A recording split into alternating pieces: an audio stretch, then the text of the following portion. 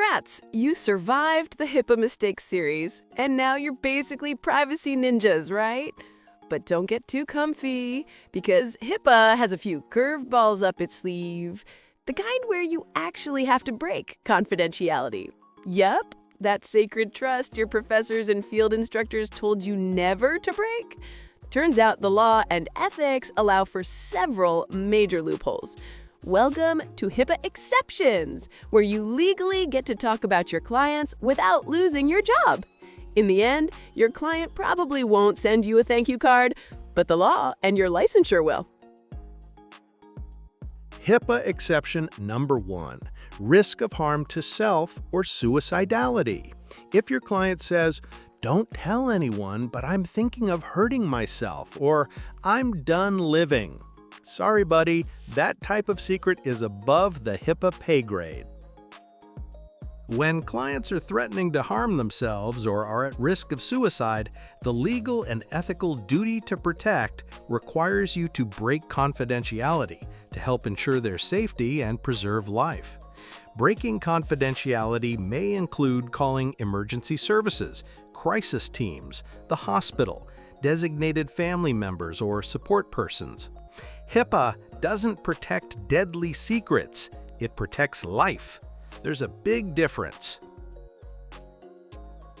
HIPAA exception number 2, risk of harm to others or homicidality.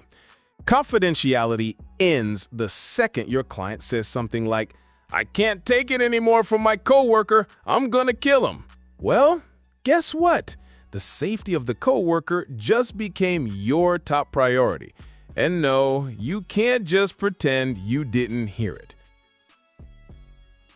If a client threatens harm to someone else, the Tarasoff rule comes into play. This involves the duty to warn or protect, requiring you to notify whomever is in danger and take reasonable steps to ensure their safety.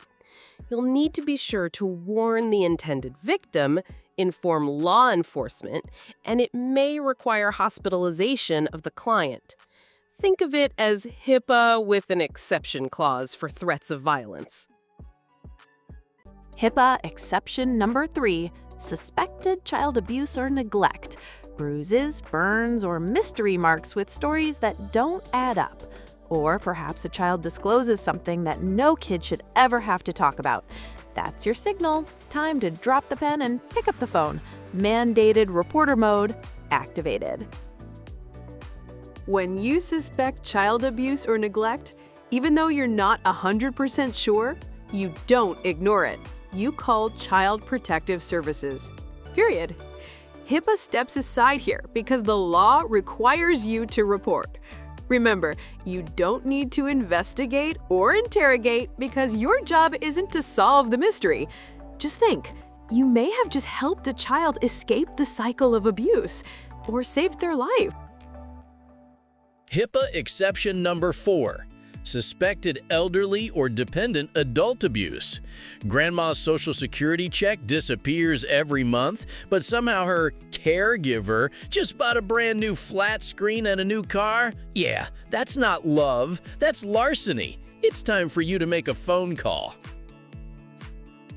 Whether it's financial, physical, neglect, or otherwise, social workers must report suspected elder or dependent adult abuse. HIPAA allows it because the law requires it.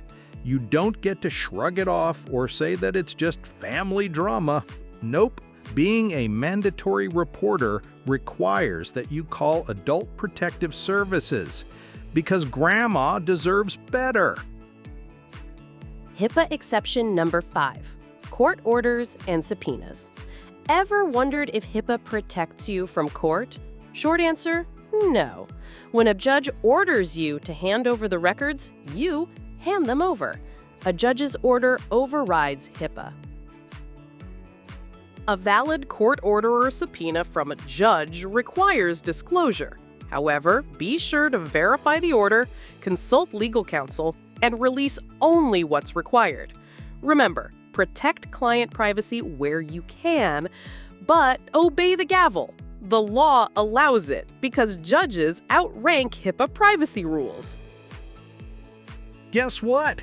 Bonus round! You just won yourself a chance to learn another interesting HIPAA exception. Let's take a look behind door number 1. HIPAA exception bonus number 1. Inmates or correctional settings. HIPAA loves privacy, but if your client is an inmate plotting a prison break, planning to cause chaos, or swallow some contraband, guess who's telling security? Yep, you. In correctional settings, HIPAA allows you to share information with the appropriate prison staff if it's necessary for healthcare, safety, or prison security. Translation: if an inmate's health is at stake or if threats could put people at risk, you disclose.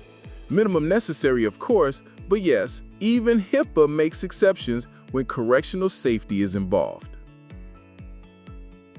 And that's part 1 of HIPAA Exceptions, a guided tour through some of the biggest loopholes in confidentiality. Remember, consult, comply, and document. Your licensure depends on it. Stay tuned for part 2, where the exceptions get even more interesting. Thanks for watching. And remember, like and subscribe. Take care.